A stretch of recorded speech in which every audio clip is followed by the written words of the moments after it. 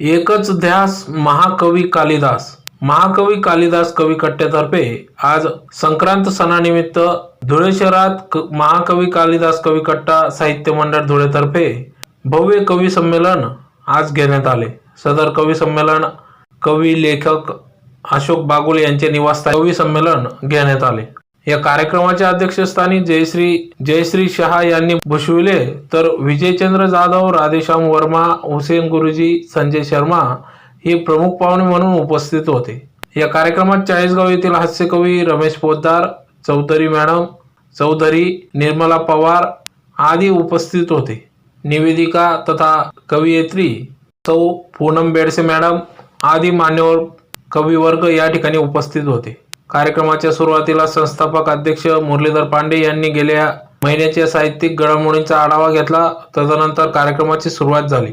या कार्यक्रमाला चाळीसगावचे निर्मला पवार यांनी अंबिका माया जगदीश्वरी या कवितेने सुरुवात केली.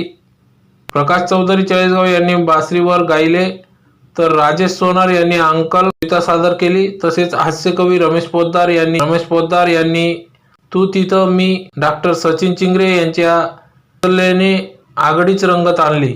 सुलोचना अग्रवाल यांनी कॅट्स, प्रकाश टोंबरे यांनी व्यक्ती आणि उक्ती या विषयावर कविता सादर केली. तर संजय शर्मा यांनी हिंदीत शायरी सादर केली. मुरलीधर पांडे यांनी बाप कविता सादर केली. शाहीर शंकर पवार यांनी वारा खट्ट्याड भलता ही कविता सादर केली. शारदा पाटील यांनी मानवता लेखणीतून, पूनम बेडसे यांनी अत्तराचा सुगंध कविता सादर केली. यात दत्तात्रय कल्याणकर यांनी वीर कविता सादर केली. यावेळी सदर या कार्यक्रमाचे सूत्रसंचालन दत्तात्रय कल्याणकर यांनी केले. अशोक बागुल यांनी आभार व्यक्त केले.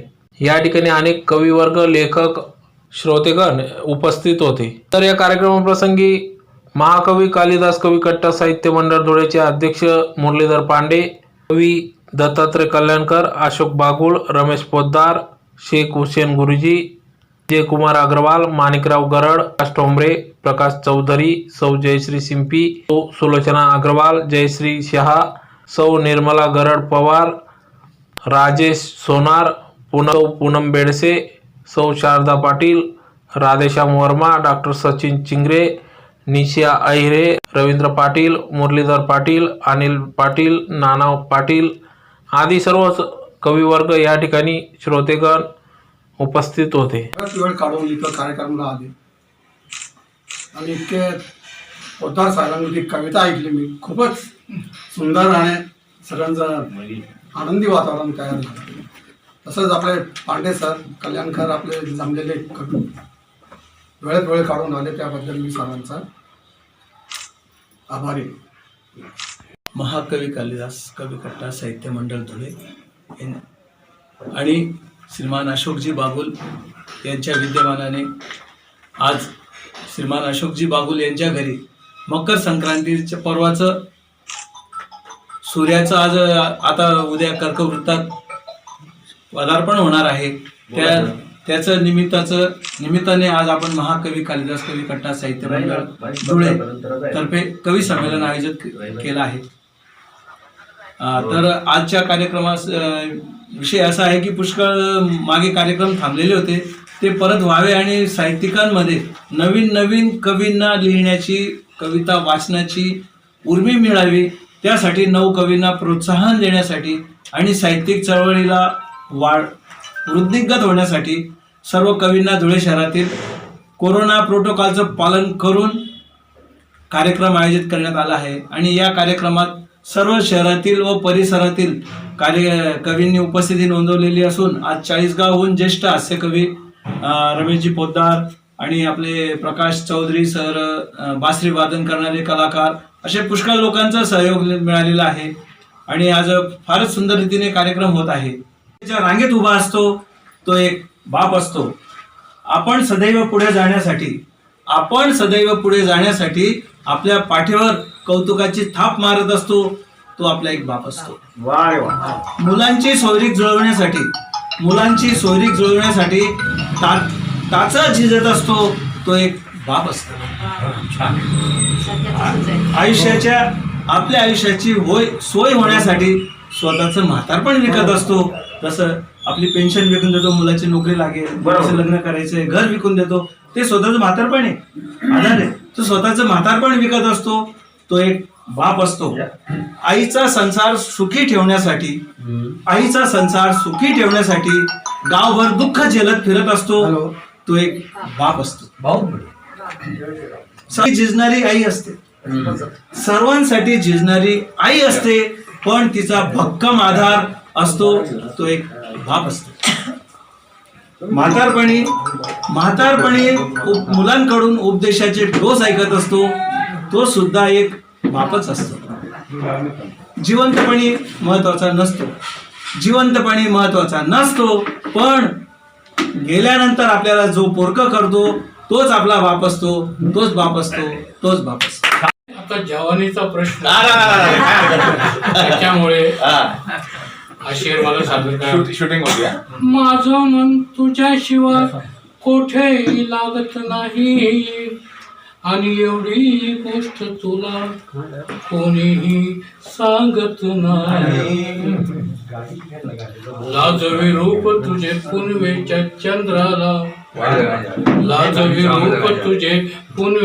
चंद्राला, तेज नयनाचे फिके पाडी तसे पिजलीला.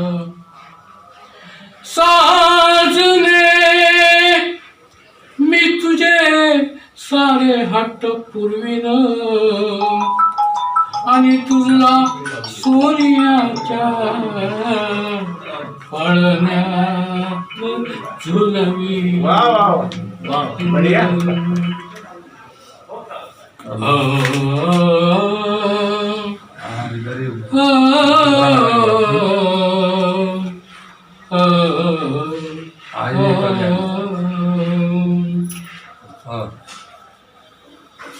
वारा खट्याळ भलता, हवारा खट्याळ भलता, अंगास झोंबतो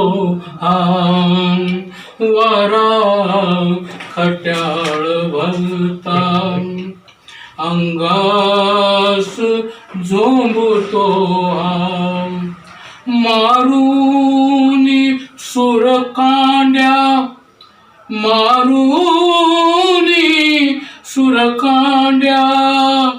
यवनास चुंबतो वारा खट्याळ भलता, अंगास झोंबतो. ही ऋत न पावसाळी, नक्षत्र नव्हे मृग हे. ही ऋत न पावसाळी, नक्षत्र नव्हे मृग हे. ही ऋत न पावसाळी, नक्षत्र नवे मृग हे. उडवून पदर हा अलगद, उडवून पदर हा अलगद, हृदयास पिंजतो मारुनी सुरकांडी,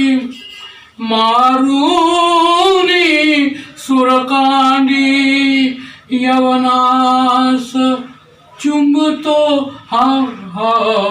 वारा खट्याळ भलता. 20 वर्षापूर्वी ही कविता धुळे आकाशवाणी, जळगाव आकाशवाणी आणि मुंबई आकाशवाणीला रेकॉर्डिंग झाली. अजूनही फरमाईशवरती वाजवले जाते मॅडम, लक्षात ठेवा. हा प्रकाश शेजवळ त्यावेळी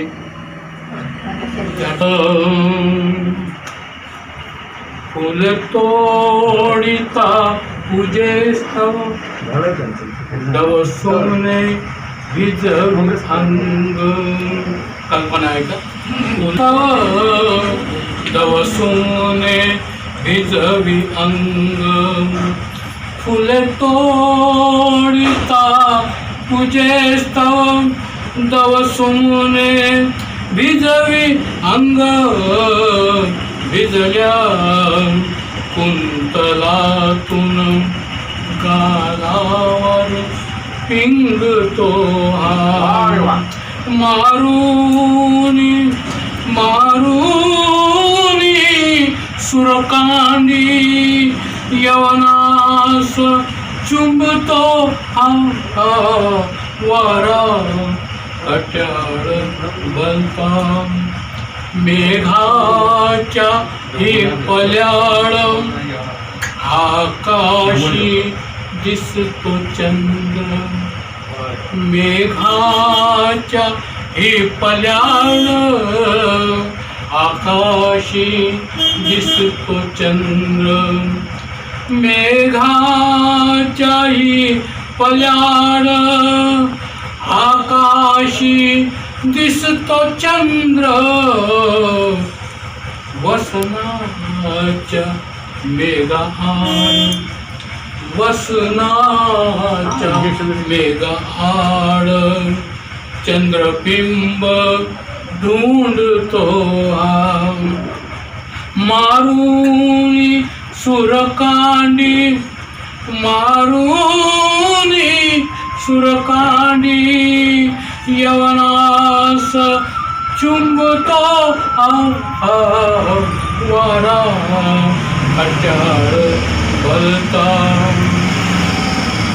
नवता शेवटचा बंद नव्हता कधी हा ऐसा झाला मला न्याहाळून नव्हता कधी हा ऐसा झाला मला नव्हता कधी हा ऐसा झाला मला न्याहाळून राहावे ना तुझ बिन शंकर राहावे ना तुझ बिन शंकर कानात स्फुंदतो हा मारुनी मारुनी सुरकांडी यवनास चुंबतो हा वारा कट्याळ शिकवण मानवता हाच खरा धर्म. संत गाडगे महाराजांची शिकवण मानवता हाच खरा धर्म. प्रत्येकात दिसून आले आपापल्या परीने कर्म. प्रत्येकात दिसून आले आपापल्या परीने केलेले कर्म. वैश्विक महामारीत आपलं परक याची जाणीव झाली. वैश्विक महामारीत आपलं परक याची जाणीव झाली. प्रत्येकातील मानवता लॉकडाऊन काळात दिसून आली. प्रत्येकातील मानवता लॉकडाऊन काळात दिसून आली. उपाशी असणाऱ्यांना अन्न, तहानलेल्यांना पाणी. उपाशी असणाऱ्यांना अन्न, तहानलेल्यांना पाणी. पोलीस डॉक्टर नर्स ऐकत होती माणसांची रडगाणी. पोलीस डॉक्टर नर्स ऐकत होते माणसांची रडगाणी. वैद्यकीय सेवा करत बजावत होते कर्तव्य दक्ष. वैद्यकीय सेवा करत बजावत होते कर्तव्य दक्ष. पोलीस सफाई कामगार कामात ठेवत होते लक्ष. पोलीस सफाई कामगार कामात ठेवत होते लक्ष. माणुसकी जागी झाली कोरोना काळात. माणुसकी जागी झाली कोरोना काळात.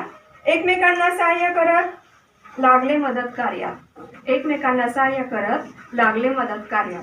धन्यवाद. से बचते रहना, जन्मदिन मुबारक हो, फूलों जैसे हंसते रहना.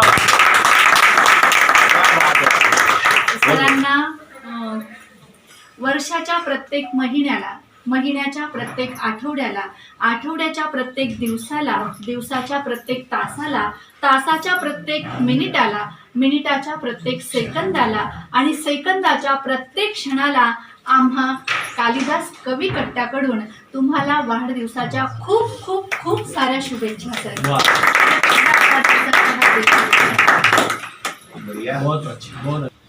माझ्या कवितेचं नाव आहे अत्तराचा सुगंध. तुझा तो अत्तराचा सुगंध तुझा तो अत्तराचा सुगंध आजकाल खूप छळतो रे मला. तू जवळ नसलास तरी मनाला बेधुंद करतो मला. अचानक कुठून तरी सुगंध येतो, अचानक कुठून तरी सुगंध येतो. आजूबाजूला बघावं तर तू नसतोस. मनातल्या मनात विचार करते, मनातल्या मनात विचार करते. आठवणीसोबत एक अत्तराचा सुगंध येतो तरी कसा. ती तुझी आठवण असते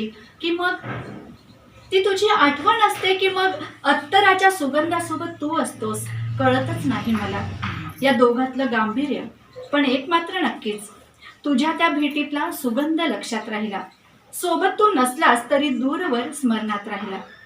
आज तुझी सोबत नाही तरी तुझा तो अत्तराचा सुगंध नक्कीच लक्षात आहे. आजूबाजूला गर्दीतल्या परिसरात जाताना अचानक तुझा अत्तराचा सुगंध त्या ठिकाणी दरवळताना सहज जाणवतो. आसपास तू तर नसावा, मनाचं काय, तू तर केव्हाही आठवतोस. आठवणीतच नाही तर गर्दीतही सतावतोस. मनातून तर कधीच वजा केले तुला, मनातून तर कधीच वजा केले तुला. उरली फक्त आठवण, पण तो अत्तराचा सुगंध सोडत नाही मला. कारण तो गंध वापरणारा तू एकटा नव्हताच. कुठेही सुगंध दरवळला तरी बेधुंद करतो मला. महफिल में सुनने की रखी ख्वाहिश किसी, महफिल में सुनने की रखी ख्वाहिश किसी ने, और कर दी शायरी की जिस्मानी नुमाइश किसी. कि हमने तो सिर्फ सुनने की ख्वाहिश रखी थी, ये तो नुमाइश हो गई. कि महफिल में सुनने की रखी ख्वाहिश किसी ने और कर दी शायरी की जिस्मानी नुमाइश किसी ने. आता तुमच्या विषयाकडे आणि तुमच्या विषयाकडे येतो की जवानी में किया पीछा हुई फिदा बुढ़ापे में. जवानी में किया पीछा और हुई फिदा बुढ़ापे में, शायरी सी आशिक की नहीं की आजमाइश किसी ने. इस शायरी सी आशिक की नहीं की आजमाइश किसी ने. हम तो तैयार थे फना होने दिलो जान से, हाय यह गर्दी दौलत की फरमाइश किसी. क्या बात की मी तुला जीव द्यायला तयार होतो, पण तू तर पैशांची मागणी केलीस. कि हम तो तैयार थे फना होने दिलो जान से, हाय यह गर्दी दौलत की फरमाइश किसी ने. थोडा वेगळा विषय. शायरीमध्ये स्वातंत्र्य असतं, आपल्याला प्रत्येक शेर स्वतंत्र असतो. बरोबर. आमिरों से दिलदार होते हैं अक्सर गरीब माँ बाप. क्या बात है, बहुत बढ़िया. आमिरों से दिलदार होते हैं अक्सर गरीब माँ बाप, वैसे ही चुनी नहीं आज तक अपनी पैदाइश किसी. क्या बात, क्या बहुत बात. अच्छे. कि आमिरों से दिलदार होते हैं अक्सर गरीब माँ बाप, और वैसे भी चुनी नहीं आज तक अपनी पैदाइश किसी ने. पुन्हा थोडा वेगळा विषय. एक आंख माँ की दूजी महबूबा की. एक आंख माँ की दूजी महबूबा की, इनसे पिघलाने वाली नहीं देखी बारिश किसी. क्या बात है, वाह. इनसे ज्यादा पिघलाने वाली नहीं देखी बारिश किसी. बहुत अच्छी. बहुत अच्छे. दोबारा. एक आंख माँ की एक महबूबा की, एक आंख माँ की एक महबूबा की, इनसे ज्यादा पिघलाने वाली नहीं देखी बारिश किसी. वाह. सगळेच विरघळतात त्याच्यात, पेशंट असला तरी, सामान्य माणूस आणि डॉक्टर सुद्धा. पुढचा एक वेगळा शेर. देखो कैसे शेर भी घास खाने लगे मजे से. देखो कैसे शेर भी घास खाने लगे मजे से, गांधी स्कूल में की होगी परवरिश किसी. देखो कैसे शेर भी घास खाने लगे मजे से, गांधी स्कूल में की होगी परवरिश किसी. आणि शेवटचा शेर. हा शेर फारसा पसंत होणार नाही मला माहिती होतं, पण तरी पण शेवटचा शेर. इरशाद. फौजी था लड़का, शौहर बाप. तो मुलगा होता, शोहर होता, बाप सुद्धा होता. फौजी था लड़का, शोहर, बाप भी मिट गया हंसकर. मिट गया हंसकर. मिट्टी सी नहीं की उससे गुजारिश किसी ने. बहुत बढ़िया. तो बाप म्हणून त्याला काही मागण्या आल्या असतील, मुलगा म्हणून मागण्या आल्या असतील की मला हे पाहिजे, शोहर म्हणून मागण्या आल्या असतील, पण मिट्टी ने उससे क्या मांगा था कि फौजी था लड़का, शोहर, बाप भी मिट गया हंसकर.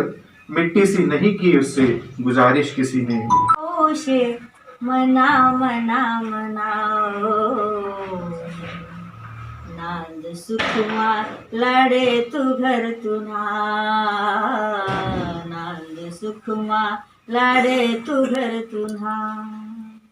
हाय काळ जान धडशे मन हो. हाय काळ जान धडशे मन हो. तुमन्या हाती सोपी दिन हो. संभाईल्या या गरीबन्या या धना धना धना हो. नांद सुखमा लाडे तू घर तुना. नांद सुखमा लाडे तू घर तुना. लेक आम्हनी हो शे लाडानी.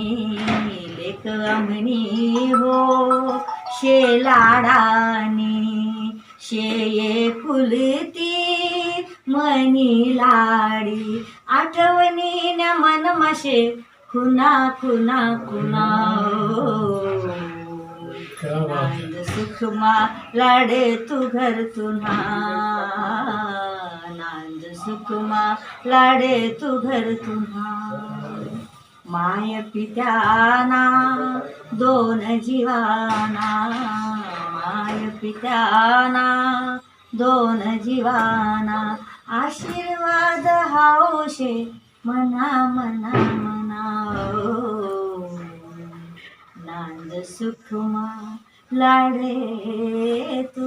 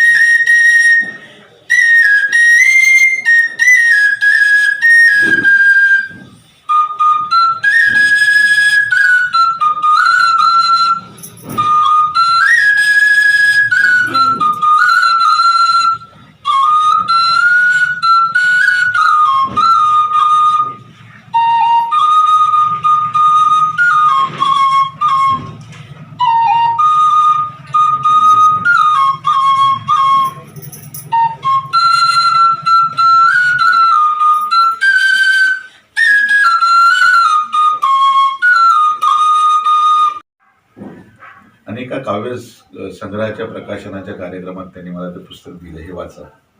मी त्या पुस्तकाचे एक 4-5 पानं सुरुवातीचे वाचले आणि मला वाटलं या पुस्तकात काहीतरी दम आहे.